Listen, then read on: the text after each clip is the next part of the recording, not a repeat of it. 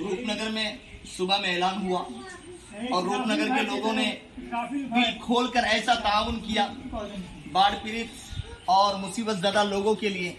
ये रूपनगर एक मिसाल के तौर पर उभरा है। मैं पूरे शहर से, सहरसा ज़िले से मैं दरख्वास्त करता हूँ कि जैसे रूपनगर वालों ने हर चीज़, अपना बर्तन, अपना डोल, अपना हर चीज़ गोया के लाकर घर में जितने नए नए कपड़े थे, चादर थे, बिस्तर थे, उसके बाद चटाई है, गेहूं है, चावल है, बिस्किट है, साबुन है, हर चीज़ से ताउन किया है।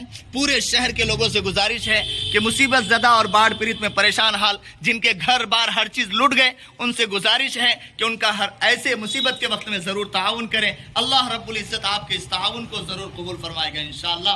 और हमारे शहर के तमाम जिम्मेदारान यहाँ पर मौजूद हैं और यहाँ पर तशरीफ लाए हैं।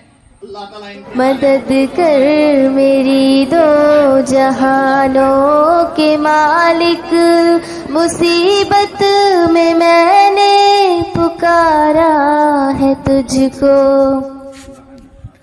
गुनाहों की दलदल में मैं फंस गई हूँ, निकलने की राहें हुई बंद सारी, वो नैया मेरी डूबती जा रही है, बचा ले उसे तू खुदावंद बारी।